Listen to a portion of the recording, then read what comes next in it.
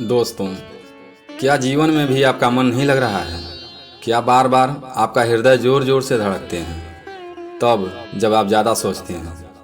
क्या आपके दिमाग में निगेटिव विचार बार बार आते हैं? यह सवाल है आपसे। यदि ऐसी समस्या है तो यह वीडियो खास आपके लिए है।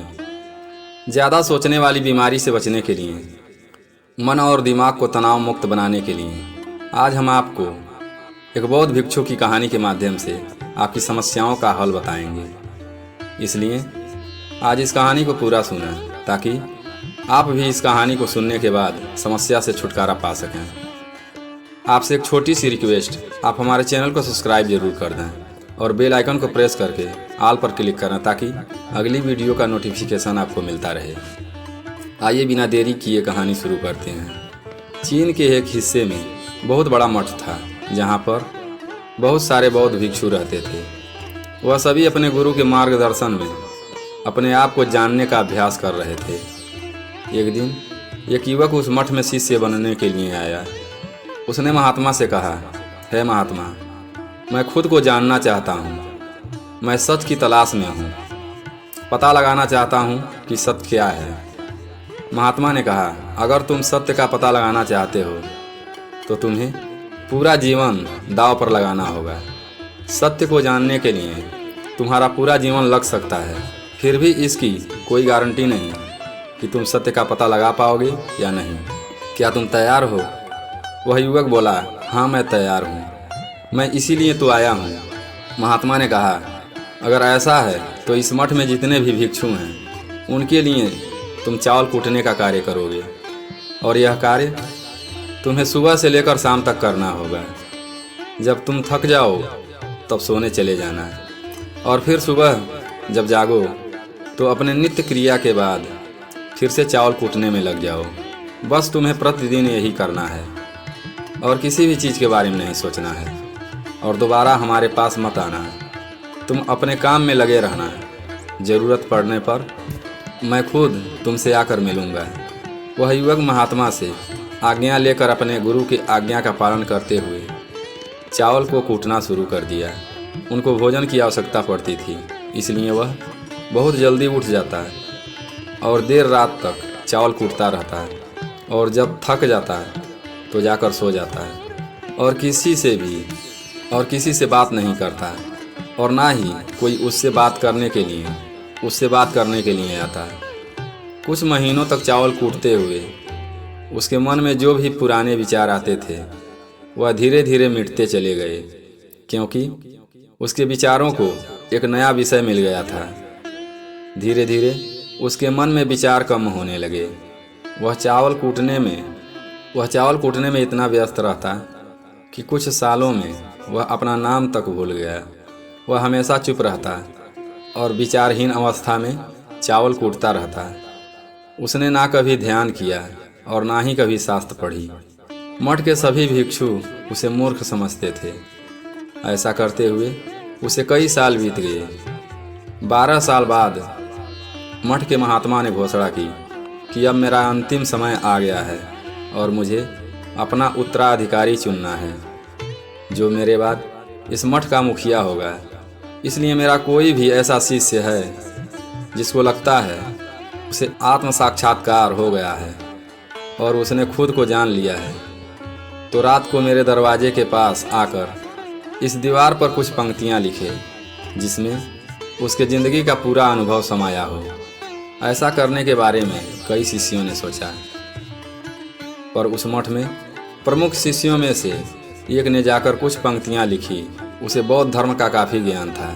फिर सभी शिष्यों को लगने लगा यही मठ का उत्तराधिकारी बनेगा। उसने लिखा था कि मन एक दर्पण की तरह है जिस पर विचारों और इच्छाओं की धूल जमा हो जाती है। इस धूल को हटाने के लिए ज्ञान की ज़रूरत होती है। जिसकी धूल हट जाती है और मन का दर्पण साफ हो जाता है तब वह मोक्ष को प्राप्त कर लेता है। अगली सुबह जब महात्मा उठे और उन पंक्तियों को देखा तो महात्मा ने कहा कि किस बेवकूफ़ ने यह कचरा हमारे दीवार पर लिखा है। वह चुपचाप हमारे सामने आ जाए। जिस शिष्य ने लिखा था वह चुपचाप खड़ा रहा। हालांकि जो पंक्तियाँ लिखी हुई थी वह ज्ञान भरी थी, परंतु यह किताबी ज्ञान था। वह शिष्य बहुत चालाक था। उसने पंक्तियाँ तो लिखी पर नीचे अपना हस्ताक्षर नहीं किया था, क्योंकि वह स्वयं इसके बारे में निश्चित नहीं था कि जो मैंने लिखा है वह सही है या गलत, क्योंकि उसको आत्म साक्षात्कार नहीं हुआ था। महात्मा ने दीवार पर लिखी पंक्तियों को मिटा दिया। इसे देख सभी शिष्य हैरान हो गए। यह घटना पूरे मठ में चर्चा का विषय बन गया। इसी विषय पर बात करते हुए 2 शिष्य उस शिष्य के पास से गुजरे जो शिष्य 12 साल पहले आया था और दिन रात चावल कूटता रहता था। दोनों शिष्यों की चर्चा सुनकर वह धीरे से हंस पड़ा। तब दोनों शिष्य ने उससे पूछा, तुम हंस क्यों रहे हो? क्योंकि दोनों शिष्यों की नज़र में वह चावल कूटने वाला शिष्य मूर्ख था। यह बात सत्य थी कि किसी ने उसे कभी ध्यान करते हुए नहीं देखा था, ना ही शास्त्र पढ़ते हुए देखा था। हर कोई उसे मूर्ख ही समझता था, क्योंकि बस वह चावल ही कूटता रहता था। उस मठ में बड़े बड़े विद्वान थे, लेकिन वह किसी से मतलब नहीं रखता था। इसीलिए उसे हंसता देख दोनों शिष्य चकित रह गए। दोनों शिष्यों ने फिर से पूछा कि तुम बताओ, आखिर हंस क्यों रहे हो? तब उस शिष्य ने जवाब दिया, मैं इसलिए हंस रहा हूँ, महात्मा सही बोल रहे हैं कि जो पंक्तियाँ दीवार पर लिखी हुई थी वह वास्तव में कचरा थी, क्योंकि पंक्तियों का कोई मूल्य नहीं। दोनों शिष्य चौंक गए और उससे कहा कि तुम ऐसी पंक्तियाँ लिख सकते हो? तब चावल कूटने वाला शिष्य बोला, नहीं, मैं नहीं लिख सकता हूँ, क्योंकि मैं अनपढ़ हूँ, मैं पढ़ा लिखा नहीं हूँ। परंतु हाँ, मैं कुछ पंक्तियाँ कह सकता हूँ। अगर तुम दोनों हमारे कहे हुए पंक्तियों को लिख सकते हो तो मैं तुम दोनों के साथ चलने के लिए तैयार हूँ। दोनों शिष्यों ने कहा, ठीक है। यह तीनों महात्मा के कमरे तक गए और दीवार पर जो कुछ चावल कूटने वाला ने बताया वह दोनों उस दीवार पर लिख दिए और उन पंक्तियों के नीचे लिख दिया, लिखने वाला चावल कूटने वाला।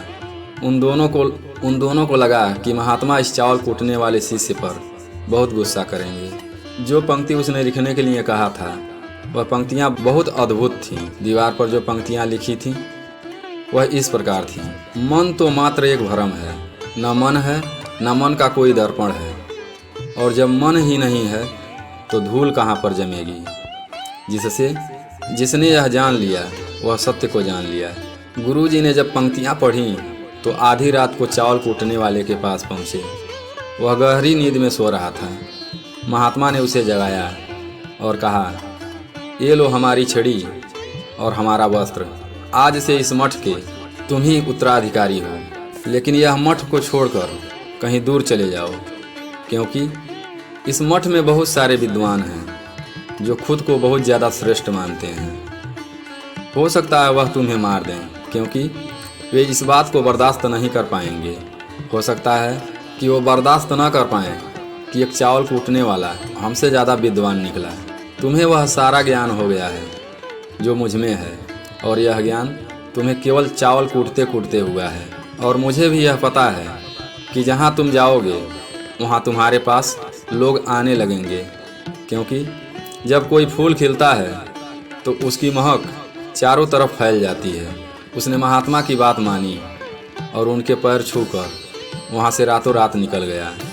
दोस्तों, अगर हम अपनी ज़िंदगी में देखें तो पाएंगे बहुत से लोगों की धारणा है कि ध्यान केवल एक जगह बैठकर और आंख मूंद कर ही हो सकता है, परंतु हकीकत में ऐसा नहीं है। ध्यान तो चलते चलते भी किया जा सकता है। किसी काम को करते हुए भी ध्यान किया जा सकता है। वास्तव में ध्यान का मतलब है कि जो भी काम कर रहे हैं उस काम को मन लगा कर करें, शिद्दत से करें। उस चावल कूटने वाले का चावल कूटने में इतना ध्यान लगा रहता था कि वह खुद को भी भूल गया था। वह चावल कूटते कूटते आत्म साक्षात्कार प्राप्त कर लिया था। हर समय वर्तमान में रहना है और कुछ नहीं सोचना है। मन तो तब तक ही है जब तक उसमें विचार है, और जब विचार ही नहीं रहेंगे तो मन गायब हो जाएगा, और जब मन नहीं रहेगा तभी तुम अपने आप को अच्छे से जान पाओगे। वास्तव में हमें अपने वास्तविक रूप को जानने के लिए अन्य साधना की कोई आवश्यकता नहीं पड़ती। केवल हम जो कर रहे हैं उसी को जानने की आवश्यकता है। अपने काम में इतना व्यस्त हो जाओ कि अपना काम ही ध्यान बन जाए। दोस्तों, यह कहानी आपको कैसी लगी कमेंट में ज़रूर बताएं और इस वीडियो को अपने दोस्तों के साथ ज़्यादा से ज़्यादा शेयर करें। फिर मिलते हैं एक नई कहानी के साथ अगले वीडियो में। तब तक के लिए अपना ख्याल रखें। कहानी लास्ट तक सुनने के लिए धन्यवाद।